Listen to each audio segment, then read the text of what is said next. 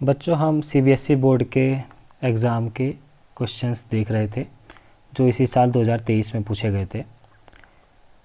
अभी हम किरण प्रकाशिकी के सवाल कर रहे हैं। तो अगला सवाल हमारे पास है, वायु में संचरण करती एक वर्णीय प्रकाश की कोई किरण जल के पृष्ठ पर आपतन कर रही है। निम्नलिखित में से कौन परावर्तित और अपवर्तित किरणों के लिए समान होगा। ठीक है, तो जब भी कोई किरण किसी पृष्ठ पर आपतित होती है तो वहाँ पे दो घटनाएं हो सकती है, या तो वो परावर्तन हो सकता है या फिर अपवर्तन हो सकता है। ठीक है, तो अपवर्तन में क्या चीज़ें सेम रहती है, ठीक है, ये पूछा गया है। मेन चीज़ हमको ये ध्यान रखना है। तो अपवर्तन के दौरान चाल बदल जाती है, परावर्तन के दौरान नहीं बदलती। ठीक है, तरंग दैर्ध्य भी बदल जाती है अपवर्तन के दौरान, परावर्तन में नहीं बदलती। ऊर्जा भी बदल जाएगी। अब बचा हमारे पास आवृत्ति। ठीक है, आवृत्ति अपवर्तन के दौरान चेंज नहीं होती है, ठीक है, समान रहेगी। तो परावर्तित और अपवर्तित किरणों में आवृत्ति समान रहेगी, तो इसका आंसर हो जाएगा आवृत्ति। अगला सवाल हमारे पास है, 600 नैनोमीटर तरंग दैर्ध्य की कोई प्रकाश किरण वायु से किसी माध्यम में संचरण कर रही है। ठीक है, तो तरंग दैर्ध्य रखी है प्रकाश किरण की वायु में। यदि इस माध्यम से तरंग दैर्ध्य 400 नैनोमीटर हो जाती है तो माध्यम का अपवर्तनांक ज्ञात करें। तो वायु में तो इसकी तरंग दैर्ध्य 600 नैनोमीटर है, जब ये माध्यम में जाती है तो इसकी तरंग दैर्ध्य हो जाती है 400 नैनोमीटर। तो अपवर्तनांक ज्ञात करना है।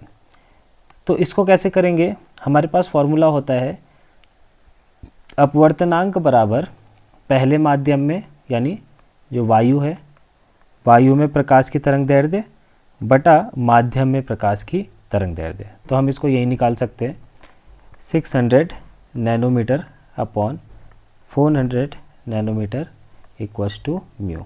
ठीक है, इसको सॉल्व कर देंगे, ये सब कैंसिल, तो ये आ जाएगा 1 और 20, तो ये आ जाएगा 1.5।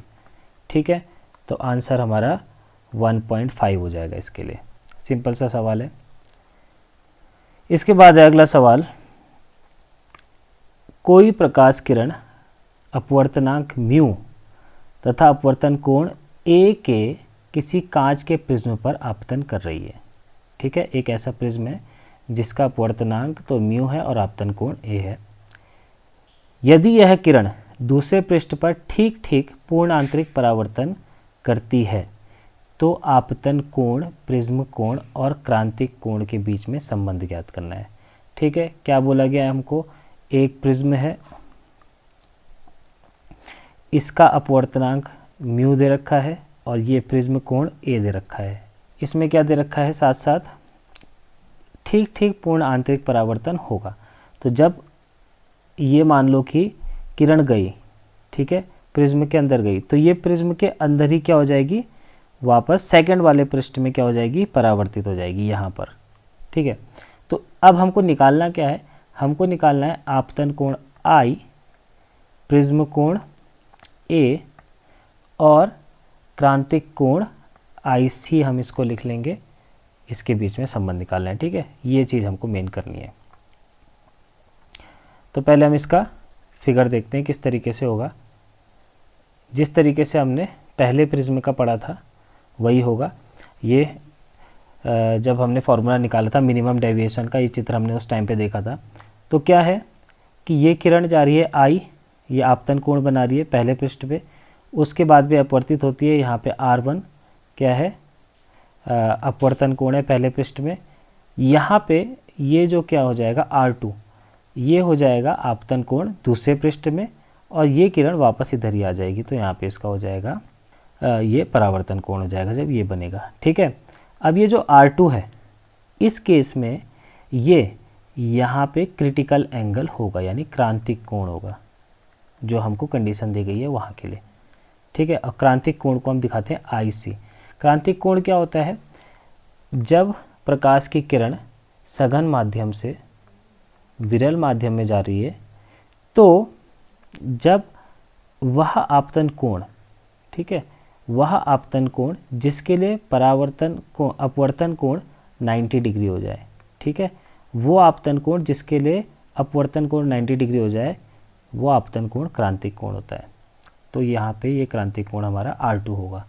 ठीक है, तो फिर अब हमने कंडीशन क्या पढ़ी थी जब हम पहले इसका मिनिमम डेविएशन का फॉर्मूला देख रहे थे। तो एक बार हम वहाँ देखते हैं क्या हमने कंडीशन पढ़ी थी।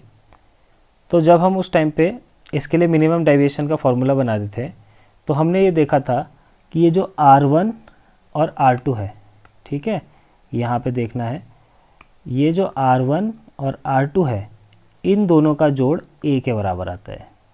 ठीक, ये हमने किया था उस टाइम पे। तो इसी कंडीशन से हमको शुरू करना है। तो यहाँ पे हम शुरू करते हैं, A बराबर R1 प्लस R2। ठीक है, अब R2 का मान हमने क्या लिख रखा है, जो R2 है उसको हमने क्या लिखना है, क्रांतिक कोण के बराबर। ठीक है, तो R2 हो गया एंगल क्रांतिक कोण के बराबर। अब हम यहाँ पे A का मान क्या लिख सकते हैं, A is equals to R1 plus क्रांतिक कोण यानी IC। तो हमको स्नेल्स लॉ लगाना पड़ेगा इस वाली सतह के लिए, यहाँ पे AB सतह पे। तो sine I equals to mu sine R1। ठीक है, तो ये हमारा क्या बन गया, इसका नियम बन गया। ठीक है, इसको हमने कैसे पढ़ा था, हमने इसको पढ़ा था μ1 sine I is equals to μ2 sine R1। ठीक है, साइन I इक्वल्स टू होता है μ2 अपॉन μ1 साइन R, और हम यहाँ पे इसको केवल sine I is equals to mu sine R1 भी लिख सकते हैं। ठीक है, μ2 अपॉन μ1 को हमने केवल म्यू लिखा हुआ है। तो ये है। अब यहाँ पे हम इसको क्या करेंगे, मान रख लेंगे। I का मान तो ऐसे ही रहेगा, जबकि R1 का मान हम कहाँ से निकाल लेंगे, यहाँ से निकाल लेंगे। तो R1 का मान कितना हो जाएगा, R1 is equals to A minus IC हो जाएगा। तो sine I equals to mu sine, और R1 का मान कितना हो गया, A माइनस IC। तो यही हमारे पास रिलेशन आ गया। पूछा गया था आपतन कोण, प्रिज्म कोण और क्रांतिक कोण और इस म्यू के बीच में संबंध, तो हमने ये बता दिया। इस तरीके से होगा ये।